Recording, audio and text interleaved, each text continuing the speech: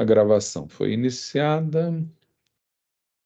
Eu só preciso parar a transcrição.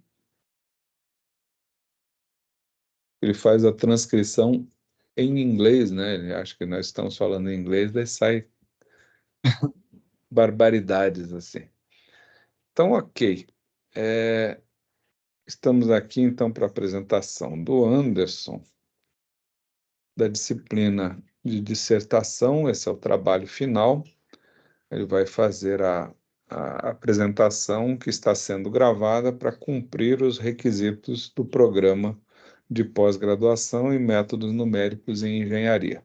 Depois, essa gravação será compartilhada com a secretaria para os devidos fins.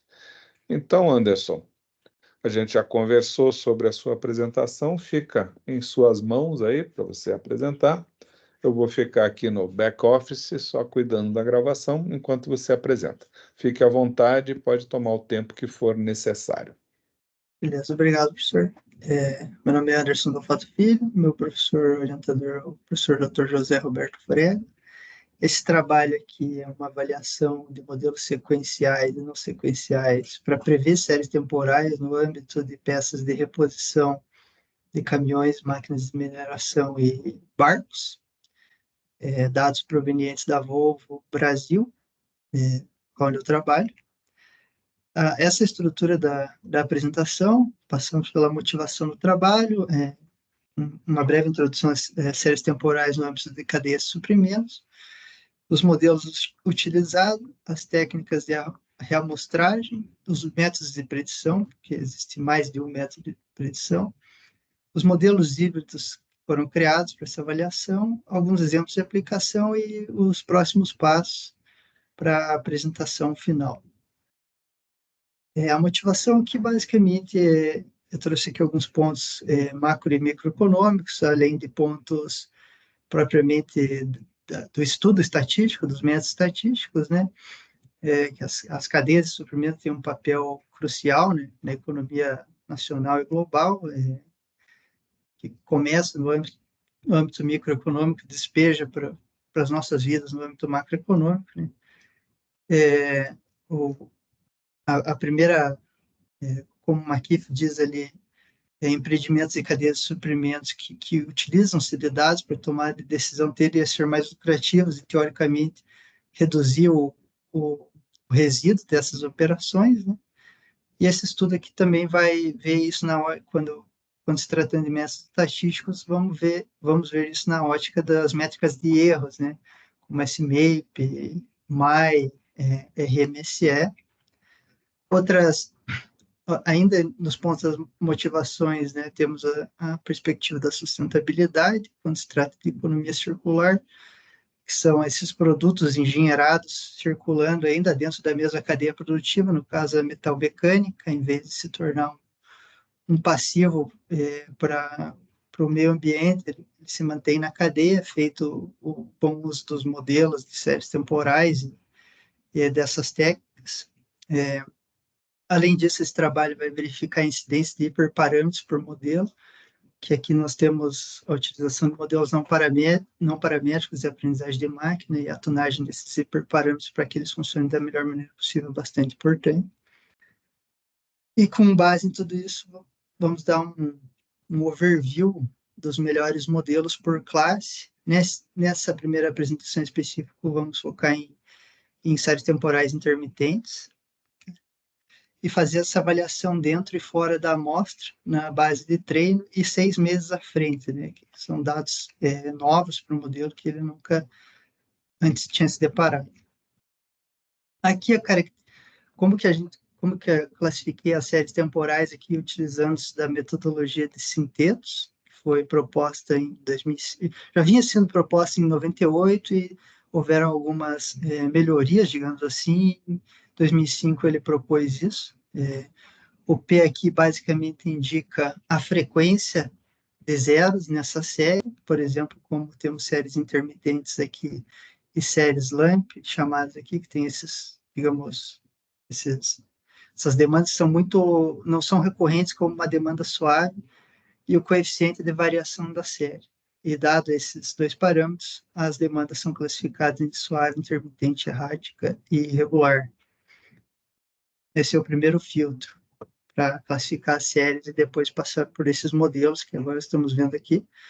O ElasticNet, ou mais conhecido também como GLMNet, que é uma generalização dos modelos generalizados lineares, que tem um termo de regularização lambda. Esse termo prevê o overfit dos dados, basicamente, em duas distribuições de probabilidade diferentes do Gaussiano-Poisson. O Extreme Gradient Boost, um modelo bastante conhecido no âmbito da aprendizagem de máquina, que também tem a habilidade de receber distribuições de probabilidade, o Gaussiano e o Tweed, nesse caso. O Support Vector Regression, que é um modelo que trabalha em hiperplanos, né? Ele já trabalha no espaço de Hilbert, com essa que a transformação por kernel possibilita essa separação de dados que não são linearmente separáveis em primeira vista. Ele joga para um plano RN, usando uma função kernel, nesse caso RBF sigma. O modelo cubista, que é um modelo muito próximo do Random Forest, que está logo em seguida. O MARS, que é um modelo baseado em splines, em diversos splines. O MLP, que é um multilayer perceptron, nesse caso uma rede neural de um único neurônio, não é muito complexo esse. Na parte da direita ali temos os modelos que são sequenciais, que é a rede neural autorregressiva, e o ARIMA e a suavização exponencial híbridos, né? Fazendo a junção entre ARIMA e Support Vector Regression, o MARS, o XGBoost, o Random Forest e o ElasticNet. Temos engenharia de variáveis, para poder fazer essa predição, né? Aqui usamos as aumentadas de Fourier como uma covariável para tentar capturar uma sazonalidade que muitas vezes não é, posso dizer, não é vista a olho nu. Os dados, eles dizem isso, mas a gente não consegue enxergar de certa forma. Essas aumentadas são aplicadas à data, em XT. Então, a gente consegue esticar essa aumentada de Fourier para o horizonte de 6 meses à frente que a gente quer prever, porque a gente estica esse vetor de datas, né? Aumenta, appenda o database para poder fazer a predição. Essa é uma das variáveis. Ademais, a gente tem os lags da própria variável de interesse, que é a série temporal de determinada peça de reposição. A gente faz o lag e as médias móveis com o intuito de tentar pegar a tendência dessa variável, seja de alta, de baixa ou estacionária, o desvio padrão móvel e dummies mensais também com a mesma intenção de corroborar a força da aumentada de Fourier em pegar essas sazonalidades ou qualquer evento atípico nessa série.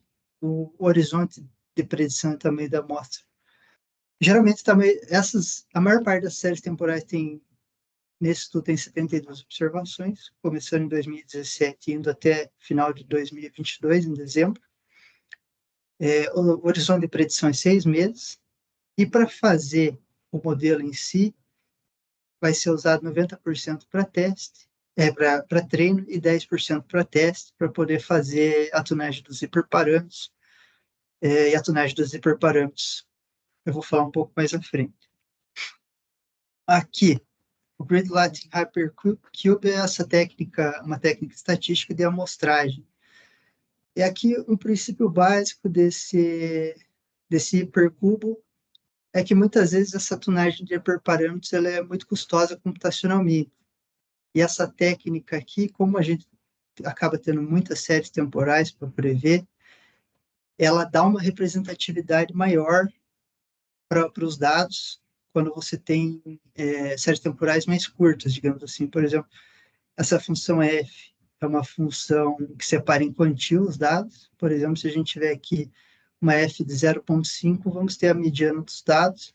Essa variável é uma variável uniformemente distribuída entre 0 e 1.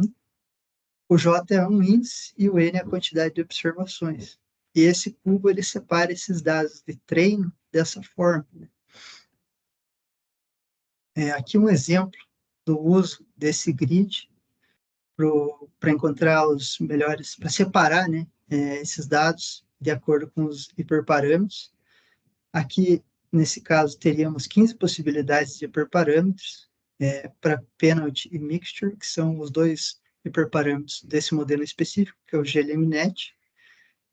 Daí, ele fica iterativamente testando esses hiperparâmetros numa base de 10, sequencia essa série temporal em 10 partições, fica testando esses hiperparâmetros, e a intenção é minimizar essa função, encontrando os melhores hiperparâmetros. A métrica utilizada para minimizar, para encontrar, nesse caso é o MAI, é o Mean Absolute Error, ou basicamente o que foi predito e o que aconteceu nessa base de treino. A gente pega o valor absoluto desses desvios.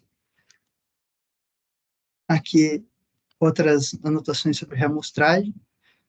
Para os modelos não sequenciais, vai ser usado o K-fold, do pacote Resample do R, com V igual a 10. E para os modelos sequenciais, o próprio Time Series Cross Validation, do pacote Time Decay. Um pouco mais que sobre o K-fold usado para séries temporais. Ele divide os dados, né, para encontrar os melhores hiperparâmetros. E como vocês podem ver nessa imagem aqui de exemplo, ele não separa de forma sequencial, a série crescendo. A linha vermelha é a linha de treino e escolhida, né, para aquele fold, e a linha azul escura é a série temporal total. Como a gente pode ver aqui, que é uma série mais intermitente, ela contempla zeros, e para esses modelos não sequenciais, às vezes ele pega um tanto dos dados no começo, um tanto no fim, e ele faz esses testes. É um pouco diferente do convencional. Aqui a gente tem uma reamostragem mais convencional para séries temporais, né, aplicar os modelos sequenciais. Um exemplo aqui é a própria rede neural autorregressiva, um modelo autorregressivo com híbrido, né, nesse caso. Aqui os dados são separados de forma sequencial, assumindo que essa série temporal ela tem uma dependência temporal. A gente vai ver aqui que muitas vezes esses dados não têm. E aqui um exemplo de como funcionam esses cortes, ele vai diminuindo ou aumentando a série temporal de treino e vai fazendo o algoritmo segura esses resultados do MAI, no caso, e os hiperparâmetros para a parte não linear, que é o XGBoost, né? E aqui também, no caso da rede neural, fazendo essas avaliações com quanto a série vai crescendo ou diminuindo. Aqui de forma cumulativa, só para refrisar. Os métodos de predição usados nesse estudo são o MIMO, ou Multi-Input, Multi-Output, o iterativo, que é um método bastante clássico, principalmente na literatura de séries temporais, no caso do ARIMA. Em algum caso, ambas as técnicas foram aplicadas simultaneamente. O que é essa técnica MIMO? Basicamente, múltiplas entradas e múltiplas saídas, que foi proposto por Bontempi em 2008, primeiramente. O que acontece aqui? No ARIMA, ele, por exemplo, ele faz forecast T mais 1 e o T mais 2 é baseado em T mais 1 e assim por diante, de forma interativa. Aqui, no MMO, não. Ele basicamente, ele tem os valores preditos em bloco. Vamos supor, como eu falei, que a gente vai prever 6 meses à frente, ele prevê os 6 meses de uma forma de bloco. Como a gente está usando as variáveis em lag da própria série temporal, isso ainda consegue manter a dependência estocástica temporal oculta nos dados, né? Aqui, como eu falei, os valores Y são aplicados no operador de retardo, no treinamento, no teste e na previsão, que é essa forma de trazer um componente autorregressivo para um modelo que é não sequencial. Alguns exemplos de uso dessa técnica, desde que foi proposta em 2008, tem bastante literatura de diversas áreas de tentativa de previsão, turismo, hidrologia, consumo da energia elétrica, cadeia de suprimentos e estudos mais teóricos acerca da ferramenta, né? A formalização do método aqui, basicamente esse Y é um vetor do Y, O f de xi é o modelo, vai receber diversas variáveis dentro desse xi aqui, que é uma matrizinha de covariáveis explicativas, e w é o ruído do modelo. Então, vamos supor, você trabalha com o modelo SVR, Support Vector Regression, você vai ter um data frame que vai ser o teu H6, com essas variáveis, metade de Fourier, dano sazonal, a média móvel da tua variável de interesse no operador de retardo, e ele vai prever esse bloco de uma vez só, né, de forma única. Basicamente, aqui está indicando isso aqui, o T mais 1 até T mais H, aplica-se nessa função f-chapéu com essas diversas variáveis aqui em operadores de retardo, algumas e a metade de Fourier e a DAMI não são em operadores de retardo baseados na data. Né? É o método iterativo mais conhecido na literatura, né? Tem trabalhado há muitos anos já, de diversas formas. Ele começa com o último ponto do dado, muitas vezes, ou os dois últimos, dependendo se você tiver um processo autorregressivo de ordem 1, de ordem 2, de ordem 3, e a partir desse último ponto ele vai iterativamente prevendo os próximos passos até a quantidade necessária. Né? Então, a gente pode ver aqui xt é uma função ft, e yt, né, no período atual, vamos supor, nesse momento que eu estou falando, é uma função de ft mais 1. Aqui um exemplo da previsão, se o h é igual a 1, o h é igual a 2 td, e assim por diante, nessa função f-chapéu. O modelo híbrido que, como foi comentado, eu utilizei nesse trabalho, é essa fusão. Né? A gente pega esse modelo sequencial, que é o ARIMA, e pega um modelo não sequencial, uma aprendizagem de máquina, por exemplo. E como é que é feito isso? O ARIMA, ele vai, através de um processo auto-ARIMA, por exemplo, na linguagem R, que é a linguagem aqui usada, ele vai modelar essa parte linear. Então, extraídos os resíduos desse processo de encontrar o modelo ARIMA mais cabível aos dados. Com a extração dos resíduos, os resíduos vão ser a nossa matéria-prima para os modelos de aprendizagem de máquina. Ele vai aprender a partir dos resíduos e vai soltar, utilizando essa técnica MMO comentada, uma predição 6 meses. E o ARIMA vai soltar uma previsão de YT também 6 meses. E juntando essas duas predições, a gente tem esse modelo híbrido, né? Tanto o ARIMA quanto o Exponential Smoothing é passível de fazer essa técnica híbrida. Então, aqui a gente, como comentado, a gente tem as duas técnicas de predição ocorrendo concomitantemente, a técnica iterativa e a técnica MMO. Aqui a formalização do passo, no caso aqui, a parte linear dos dados. Aqui o epsilon de t é basicamente a predição menos o ocorrido, e essa parte aqui, da epsilon de t, é alimentada dentro dos modelos de aprendizagem de máquina. E, por fim, para ter as novas previsões, a gente tem a parte linear YT, sinal de nasalização, mais o NT, sinal de nasalização, YT é a parte do ARIMA, e NT é a parte que, digamos, híbrida, que fica com a parte não linear, que é a aprendizagem de máquina encarregada. Aqui um fluxograma de como híbrido e não híbrido funcionam de uma forma bem simples. Os dados entram, temos o tratamento das variáveis, engenharia das variáveis. Se for um modelo, por exemplo, um GLMNet-Poisson, um Random Forest, que é um modelo não sequencial, aplicamos a técnica MMO, utilizamos a base de treino e teste, sacamos o SMAP, que é uma das principais métricas aqui utilizadas, e projetamos 6 meses. Se for um modelo híbrido, utiliza-se a técnica AutoARIMA, já uma técnica otimizada para encontrar o melhor formato do modelo, extrai-se os resíduos. Os resíduos são inseridos num modelo de aprendizagem de máquina, que vai modelar o H6 com a técnica MMO. Então, aglutinamos de novo, né, o YT e o NT juntos para poder calcular o SMAP do teste. Então, refazemos o modelo para projeção 6 meses. Um exemplo de aplicação, essa aqui é uma peça qualquer de demanda de característica intermitente, temos alguns picos e em determinadas ocorrências de tempo ela simplesmente retorna a zero, porque não tem interação nenhuma. Aqui os resultados dos modelos 6 meses à frente, comparando com o ocorrido em 2023.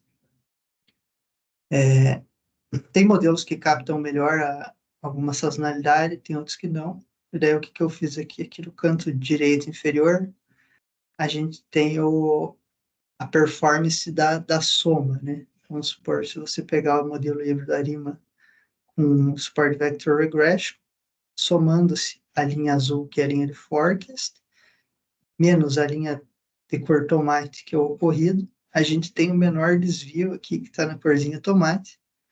O que quer dizer? Se ele vendeu aqui, por exemplo, se ocorreu 12 peças de necessidade no estoque, esse modelo, em todo esse espaço temporal, foi o que mais se aproximou sem acarretar numa alta ou numa ausência da peça quando era necessário, quando a série temporal dizia. A mesma coisa para o próprio Support Vector Regression. Aqui, esses modelos foram escolhidos na ótica de que foram os melhores em termos de SMA para esse determinante série temporal. E aqui a gente também pode ver no Horizonte 6 que tem alguns modelos que acabam trazendo, falando que seria necessário muita peça e outros menos peças até o melhor modelo. Outro exemplo aqui de outra série temporal de característica intermitente, usado por exemplo, é essa daqui, né? O kernel dela é muito parecido com a outra, né? Tem alguns picos e a incidência de zeros também é maior do que o que a gente está acostumado a ver em séries macroeconômicas, microeconômicas, que dificilmente tem essa característica. Aqui os resultados para os mesmos modelos.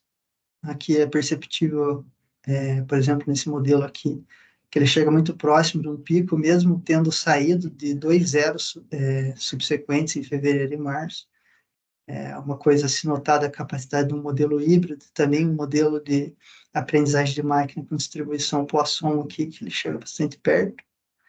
E aqui, nessa avaliação, os dois melhores foram tanto o ARIMA com o híbrido, como o ElasticNet com distribuição Poisson.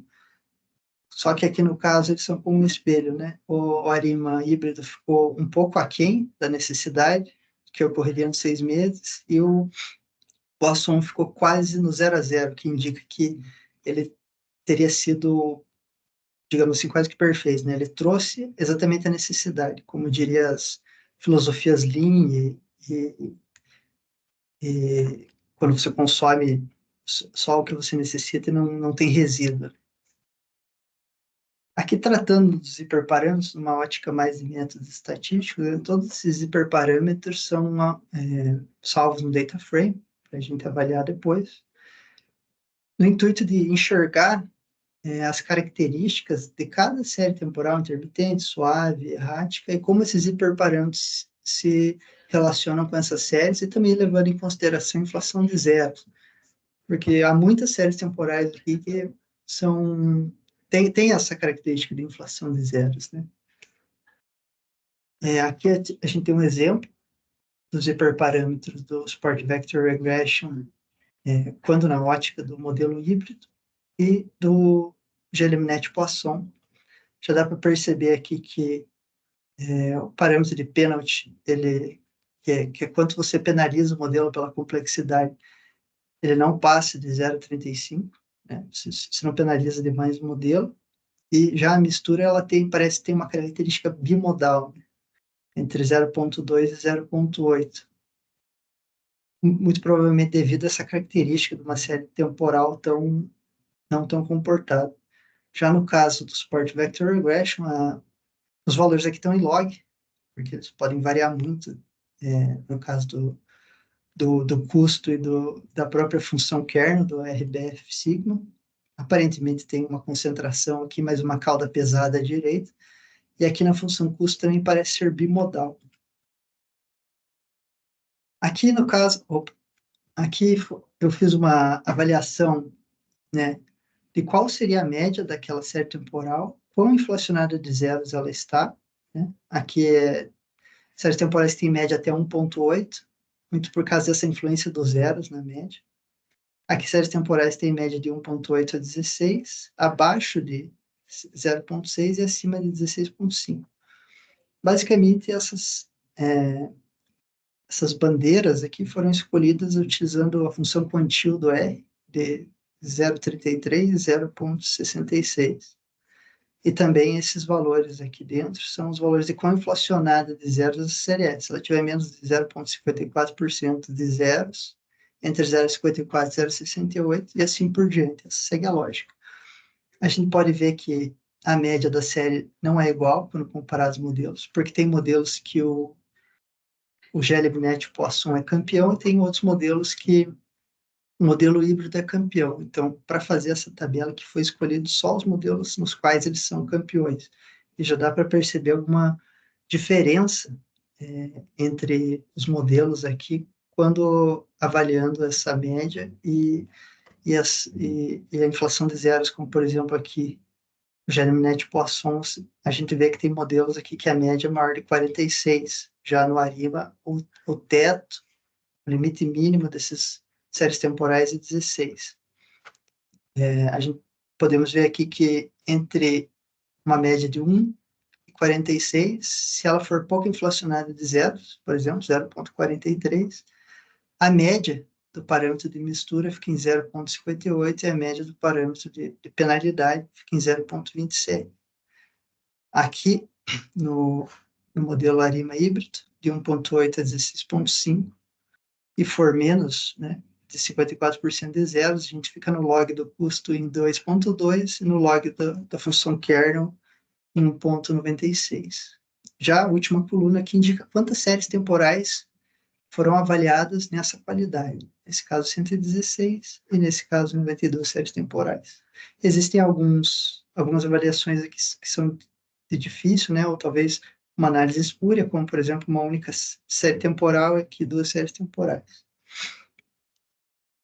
Aqui a comparação entre a métrica de RSMAP na base de teste e na previsão H6. A gente vê aqui que o SMAP médio, que é pela essa cor tomate aqui, ela tinha uma média que pouco acima de 100, 115 talvez, e na base de previsão H6, que é o SMAP novo, nós temos aqui uma distância aqui de mais ou menos uns 35 pontos no SMAP, né? O modelo vai perdendo a força, né? Já o GLBNet Poisson, essa distância é bem menor, provavelmente pela estrutura do modelo Poisson, da distribuição de probabilidade Poisson utilizada nessa técnica, e a técnica MMO empregada, dado que muitas vezes essas séries intermitentes já são estacionárias por se, elas ficam flutuando em torno daquela média, a característica não tem tanta mudança. Aqui, por fim, o resultado consolidado, estado consolidado dessas 3.300 séries temporais. Aqui um ranking por contagem no SMAP, a gente vê que o híbrido ele ficou em primeiro lugar, que em 20% das séries ele teve o melhor SMAP dentro dos modelos e trouxe mais os 5 primeiros aqui. Temos aqui diversos, não tem uma hegemonia entre modelos, né, mas dá para perceber que tanto ambas técnicas de predição aplicadas, como só o MMO, são interessantes para esse tipo de série temporal. Aqui também a gente tem um ranking médio. Uma coisa interessante aqui é que a gente vê que o GLBNet Poisson tem o melhor ranking médio de SMAP, mas não necessariamente ele é o primeiro em termos de em quantas séries temporais ele foi o melhor, né? Já o ARIMA SVR, o híbrido, está em terceiro lugar, mas na contagem ele acaba ficando por primeiro. Essa também vai ser uma análise realizada para as demais tipos de demanda.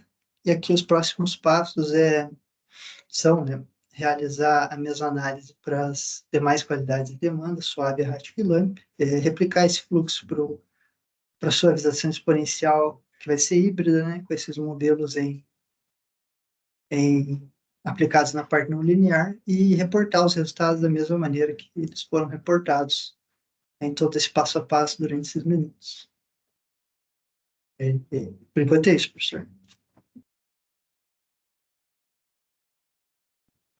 Beleza, Anderson? Bom, acho que já estamos, você já está se encaminhando aí para os momentos finais, né, do certame. Parabéns aí pela apresentação. Eu acho que é importante você apresentar depois, né, quando a gente for fazer a sua defesa mesmo, trazer números de quanto isso aí tem impactado ou viria a impactar em termos de custo, né? Acho que isso é relevante trazer, não sei se é um dado que você pode apresentar, mas mesmo que seja em unidades fictícias, você pode apresentar isso aí de alguma forma, né? Quanto isso aí impactaria, que eu acho que é extremamente relevante, no final das contas, para a indústria é isso que funciona, né? Além do aspecto mesmo que você colocou de sustentabilidade ambiental, reduzir desperdício e todo esse aspecto. Eu acho que é só depois, para fazer o fechamento mesmo dos resultados, trazer esses dados aí seria importante, tá? Beleza. Certo. Mas parabéns aí por. Eu já falei com você, né? Você está com um trabalho legal em mãos. Então, parabéns. Eu vou encerrar a gravação aqui. Deixa eu só